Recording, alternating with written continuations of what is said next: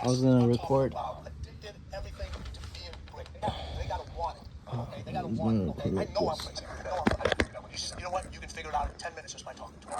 So we're gonna Ask the do right questions. the You warm talk up to the burpees, individual, and then you and see if then they 3 back it up. sets Because anybody can talk a of story, right? You know, what's the cheapest 20 thing in the right world? hands. Talk. And I Price hope is never that going my up. It's never freaking going to go up. phone When you actually tell somebody to back it up, you say, hey, now I stays want you to alive do and this, this, records this. everything That because becomes it was obvious. already on That's important. So 16%. when you're So choosing we somebody, kind when of you we choose kind of somebody have to to push listen to, through this. you choose somebody to Let's learn get it. from, or you choose a business partner, you choose a client, they got to be as crazy and they got to be as fucked up as you are. That's how you get success. That's how you know you're going to be able to push that individual. That's how you know that relationship is going to last. You know, people talk about in business or think, oh, you got to find a balance. You got to find that person. You know, if you're one way, you got to find a person that's the other way. No, that's bullshit. That's pulling you away from how you want to do things and how. If you're intense, the next person I want is to be as super intense.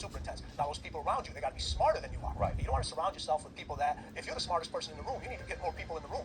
Sure. Okay. You should not walk into a room and ever be the smartest person in there. Right? The people around you have to be much smarter, or at least in certain things. You may have an expertise in one thing, but that other individual better have an expertise that's beyond yours in something else. Right? But from a mind standpoint, you know, MJ was just as fucked up as I was. Kobe was just as fucked up as I was from being the best. Okay? I wanted to be the best at what I do. They wanted to be the best at what they do.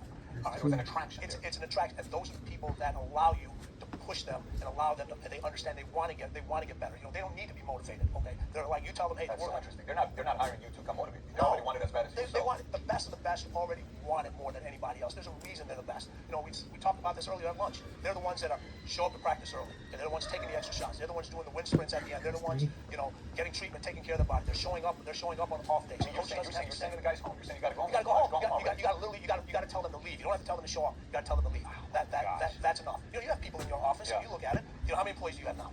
We got 4,200 agents. 4,200 agents. Okay, 4,200 agents. Okay, if you put them all in a room, okay, and you were able to put them all in one shop together, all right, and say your hours were 9 to 5, okay, you'd have 4,200 people in here from 9 to 5 o'clock, from 5 o'clock. After 5 o'clock, you may have 500. After 7 o'clock, you may have 200. After 9 o'clock, you may have 5.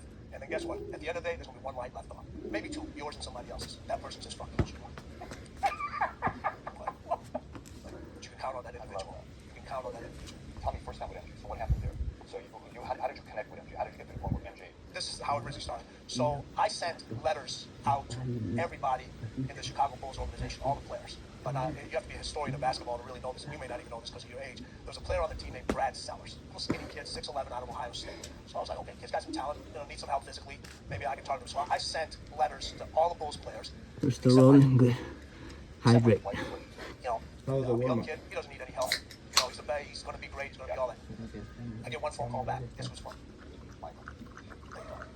The best of the best wanted to get even better. The guy who didn't get the letter. The guy who didn't get the letter went and looked into went and got it out of somebody else's locker, and told the athletic trainer and the team doctor at the time, talk to this guy. Okay, talk to him. So I met with the athletic trainer, who was Mark Fowle at the time. I met with the team doctor, who was Dr. John Heffron at the time. Long interview process. They asked me all the questions, you know, from a medical standpoint, from a training standpoint, to know if I knew what I was talking about. I don't got it. I get you. And I do the process again, then I get a phone call, and they said, hey, Michael wants to meet you after practice. No, you still haven't met Michael. I still have not met Michael, right? So this is in December of 1989. This is when Pippen first comes. Yes, Pippen came in 88. Yes, right? December. Grant came in 89. Yeah, December. I think Pippen and Grant came the same year. Maybe because they actually partied together. Yeah, that's right. So in '89, in December, they tell me Michael wants to meet you at practice at his house. So I go to his house. All right, I pull up over there and I go down on my shoes. I'm wearing Converse. Everybody knows Michael's Air Jordan. It's the iconic Jumpman logo. And I'm like, man, I can't go to his house wearing Converse. And I remember this is December in Chicago. I think it's kind of cold. Yep. All right, so I take off the shoes. I got holes in my socks. I'm like, oh. I can't have this guy. So I take off my socks too. I knock on the door. He opens up the door. And the first thing he looks down, he goes, I said, you know, Michael, hey, real clean house. You know, I want to take off my shoes and socks. I'm going to leave them out here. He said, okay. So I come in. He says, introduce myself to him, tell him my background, tell him what I've studied and so forth. And he goes, all right, how can you help me? And I go through all the process of how he's had these nagging injuries and why he's had these things and what we can do to alleviate these things and help him, you know, feel better and be allowed to perform at a higher level. And he just goes, this just sounds too good. I said, no. I said, this is actually, I can lay this out pretty much. I said, I can tell you how you're going to feel in 24 hours, how you're going to feel in 48, 72. This is exactly what's going to happen. Right? And are you guys the same age? We're pretty close. I think I always lost count. I'm either 52 or 50. I'm a 64 baby. Okay, and Michael's 62. So he's 2 years older than I am. So you're still younger than him. I'm still. And he is listening to you. Yes. Okay. All right. Age has got nothing to do with. Some guys say, well, I know this person's older than me, they're not going to listen to me. No, age has got nothing to do with knowledge. I don't come across as an expert at what he does. I come in as an expert at what I do. Okay. And there's a lot of individuals out there that try to come in and they try to become experts at everything. All of a sudden, you have trainers and so forth that if they're working with a baseball player, they're all of a sudden teaching them how to swing a bat. No, do what you do. Do what you do. So when I got with MJ, I did what I said. This is what I do. Now, do I know about the game of basketball? Yes, I do know about the game. As much as he does? No. That's where my learning process comes in. He's going to learn from me. I'm going to learn from him. He said, let's try this out. So I give you 30 days. The 30 days turned into 15 years. Like 15 years he stays. 15, and that's key there because a lot of individuals now, okay, especially in this generation, not only from a training standpoint, but from a knowledge standpoint, they're jumping from one thing to another. They're using this trainer this week, they're using another trainer next week. They're using this person as a mentor on YouTube, and they're using this person over here. Okay, and they're getting all this conflicting information. Okay, you gotta master what you're going to master. Okay, you have to figure out. Too many people are jumping from place to place to place. Michael, Kobe, all these individuals, they mastered one aspect of the game. When they mastered that aspect of the game, then they move to another aspect of the game. How many individuals you have? How many? Hundreds of thousands of people following you. Okay, you put content out on a regular basis, and what do people always ask? They want more content. They want more content. They can't remember what the fuck you said 2 days ago, right? Okay, and they're already on to the next lesson. You got to master that stuff first. That's his message. I'm aligned with. 100% aligned with that message. He stays with you for 15 years. I did basketball. I did the retirement. I did baseball. I did basketball. I did all of them. So he had a deal with you. He said what? He said he wanted you. He hired you, but it was one. We're still rolling. Yes. Yes. So that was one set. We're going for two now. I don't pay you to train me. I pay you not to train anybody else. Okay. Now, for the first 3 years I was with him, he didn't allow me to train anybody else. 3 years. 3 years. He said you can't work. This was 89, 90, 91. Yeah. He said you can't work with anybody. You can't work with anybody else. Then after that, during the off season when it wasn't our time, he allowed me to pick up some officials. Pick up anybody from the Pistons? Were you with anyone from the Pistons? I was some of his main guys. No, I mean most of the guys I picked up were local Chicago guys. I mean he brought Scotty on board. He brought Ron Harper on board. Sure. I trained the local guys from Chicago like Nick Anderson. He played Orlando, Kendall Gilliam. These were all Illinois guys. These were all Chicago guys. They were Chicago was home. So I was working with those individuals. But the deal I had with those guys, I said, listen, when the boss calls, and I've only had one boss. It's the only person I've ever called boss. So when he calls, I gotta go. And as long as you guys have that understanding, we're good. And I told him, I said, you guys would not be working out with me if it wasn't for them. That's just amazing. Yeah. So let me ask this, because I want to set the tone first. So from there, we can go to some of the other items. In the book Relentless, you talk about the 3 levels, right? Yeah. You talk about the cooler, the closer, the cleaner. Before I cover the 13 points here, if you had to break it out simply, what was the difference between the 3? Listen, the cooler is an individual that's good at what they do, right? You give them a job to do, they get the job done. The results are what you expect. It's nothing great, it's nothing exceptional, it's adequate. You have a closer is an individual that gives you those exceptional results as long as you give them a game plan and as long as too many variables are thrown at them. Okay? Then you have the cleaner. The cleaner is going to get you the end result over and over again, and this is key. Elevate everybody around him. He or she is going to raise their game, and he's going to deliver that result numerous times, not just one, no matter what's thrown at them. No matter what variable is thrown at them, they have the ability to focus. No matter what variable is thrown out. No matter what variable is thrown at them. Okay? And we talk about sports, so you see all these individuals, they've got to deal with injuries, they got off court, they got off court. They're human beings just like everybody else. But the cleaner never brings that stuff to work. Never brings it to work. Once they step on that football field, that baseball diamond, the soccer field, the basketball court, it doesn't matter. It doesn't matter. You have individuals when you see somebody's productivity at work fluctuate up and down, right? It usually has nothing to do with what's going on at work. It's usually what's going on in their personal life. What an incredible item to cover. Okay? And they bring it to work. Cleaners don't bring their personal shit to work. They don't. Okay?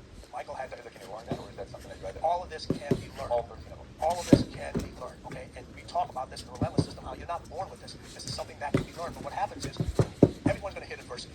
Okay? Everyone's going to hit adversity. It's how you deal with that adversity. The key word is you. Not letting somebody else deal with that adversity. You have to deal with that adversity. And how you deal with it. Are you going to fight through it, or are you going to curl up and just roll over into the corner? It's going to pretty much determine how the rest of your development from a mental standpoint is going to carry you. People talk about this. People talk about this all the time. Losing builds character. Okay, how much fucking character do you need? Seriously, all right? You want to keep losing. Hey, listen, I'd rather have a person win who has a little bit of character. Okay, who's a little nuts, and a person that loses all the time and it's got great character. At some point, you got to start winning. You can't always look for other people to help you. Other people got their own problems. They got their own shit they got to deal with. They're trying to achieve their own goals. They are willing to assist, but after a while, okay, if you constantly, looking for assistance, constantly looking for help. It's on you. Your failure and your success is on you. And isn't that great because you have control if you think about it that way? I mean, if it's external, you can't control the external. If it's internal, you can control all the internal. So Tim, I'm going to high cover some of these routines. That's how cleaners think. And then, Sure. So we can kind of address this. So here's what you got. Cleaners, you keep pushing yourself harder when everybody else has had enough. One. You get into the zone, you shut out everything else, you control the uncontrollable. It's all about clarity.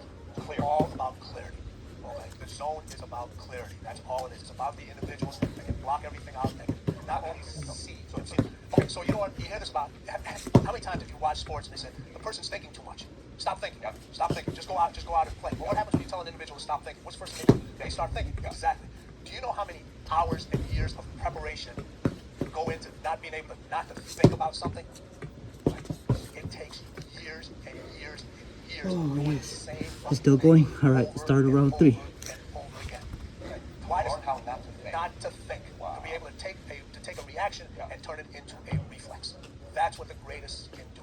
Most people react to things. Okay? The greatest, it's an instinct. It's impulsive. It's innate. The key is It becomes going a fast, reflex. no breaks. Talk about Break. this. You could Listen. rest at Trust the your end, not in the instincts. middle. That's what Shout out, rest in peace, Kobe. Your instincts Shout trust out, Kobe. I got this. I'll give you a great example about that, and we'll pick up the other thing. All right. Doug Collins, coach of the Bulls, was drawing up this play. Okay, last second play, he's drawing. It's the Cleveland play, the one he beat Beal, right? So he's drawing up this play, all this other stuff. He's already raised it. Michael turns around and says, "Hey, give me the ball, get the fuck out of here." Yeah, after the time, before it's done, give me the ball, get the fuck out of here. Okay. That's the dope thing. Okay. That's the point where, hey, listen, my instincts trust me. Give me the ball, just get the hell out of the way. I'm winning this game. I'm winning this game. But that game-winning shot wasn't made there. It was made in the dark years gym before. by himself. In the dark gym by himself. With somebody behind the ball, whether it was me or somebody else, shooting that same shot over and over and over and over again. Saying, if I get to this spot, I don't care if there's 10 hands in front of me. If I get to this spot, the shot's going in because I've done it over and over again. See, over and over again on commercials everywhere. That's clarity. Yeah, clarity. Obviously, he had it at the highest level. Okay, so the third one, you know exactly who you are. You know exactly who you are. The key that your obligation to yourself, okay, has to be greater than anybody else's obligation. Okay, you get so many people that want you more than you want it for yourself. Okay, but your obligation to yourself to be the best, to achieve the highest level, has to be greater. The pressure you put on yourself has to exceed anybody else's pressure that puts on you outside. That's why Tom Brady's able to come from, was it 28, whatever it is, 28-3, whatever it was, because the pressure he put on himself is way greater than what anybody else was able to do. That's why when he doesn't have his top receivers, okay, you talk about clarity and being able to put pressure on yourself, and his obligation is greater to himself than it is what anybody else can put on him. Okay, why he can take average receivers and make them superstars? Because he elevates their game. He makes the game simple for them. You know what he says? This is what I want you to do. Okay, you're gonna run 10 yards. You're gonna break left. Okay, I'm gonna throw you the ball. It's gonna hit you with these two fingers right here. All you gotta do is catch the ball. All you gotta do. You don't have to do anything else. Okay, when you turn, you put your hands up, the ball's gonna hit you right here. Catch the ball. Okay, and if you don't catch the ball, guess what? He holds you accountable. He holds you accountable. You look at one of the plays last year. He was with Julian Edelman. He dropped the pass. He told Julian, you gotta catch the fucking ball. You gotta catch the fucking ball. And what Elvis said, he was absolutely right. You can't make it any easier for you. I'm telling you where I'm gonna throw it, where it's gonna hit you with the fingers. Okay, you gotta catch the ball. Yes, you gotta catch the ball. People say, if you want to be happy, have no expectations of others.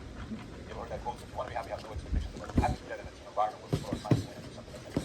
Yeah, I mean, well, what it is listen, the expectations of yours are a lot higher than everybody else's. You can't come down to things. So the key when we talk about cleaners is yours is going to be higher. The hardest thing to do is to elevate everybody else around you. Because if people get around and say, hey, listen, if I can do it, why can't they? Okay, everybody can't do it. Okay, I love this one. You know, people talk about this. We're all born with greatness. You're not fucking born with greatness. You earn greatness. Okay, that's a bullshit line to sell fucking shit to talk about. We're all born with greatness. Okay, that's the raw stuff about giving people hugs and high fives and all that other stuff. That's a fucking high. Okay, I tell people, if you know what you gotta do to get to paradise? You gotta fight like fucking hell to get to fucking paradise. People don't know how to fight anymore. They don't know how to fight. Paradise starts in hell, and people quit.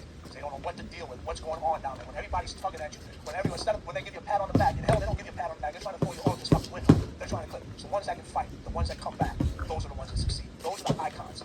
Many legends out there, very few icons. Powerful. That's powerful. So this next one is one of my favorites. It says, you trust very few people, and those you trust better never let you down. Yeah. Everyone talks about their inner circle. Okay? The greatest inner circle individuals are so small. Are so small. Okay? What the greatest do, you know what becomes their best friend? Distance. Distance becomes their best friend. Distance. Distance from their competition. Okay? Distance from others. Okay? Distance from their family. Okay? individuals that hang out together. Okay, we idolize individuals. Okay, everyone tries to fit in a group. Okay, you're growing up, I want to be part of this fraternity. I want to hang out with these people. I want to hang out over here. Who do you idolize the most? The ones that stand alone.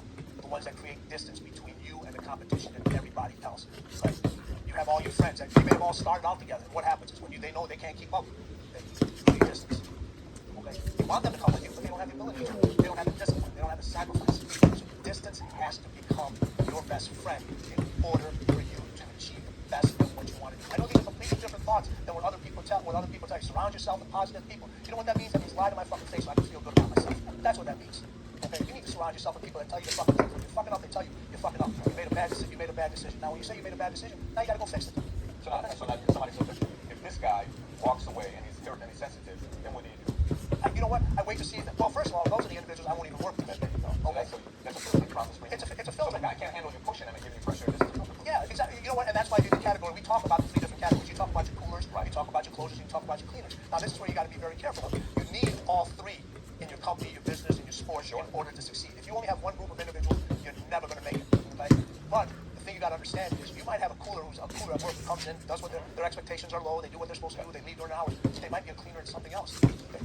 And they might be a cleaner in raising money for a charity, taking care of their kids, whatever it may be. So now when you try, but you see a different potential in them, and you're trying to say, hey, you know what, man, if this person would work just a little harder, they can make still so much rolling. more money.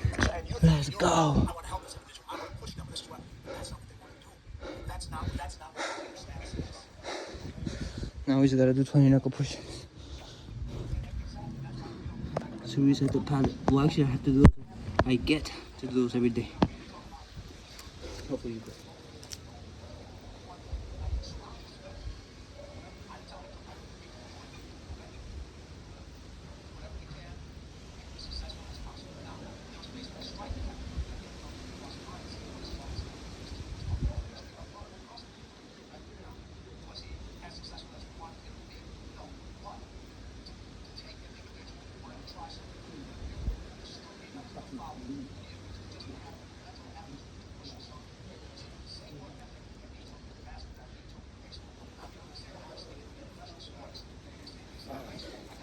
Doing push-ups after boxing, it's no joke.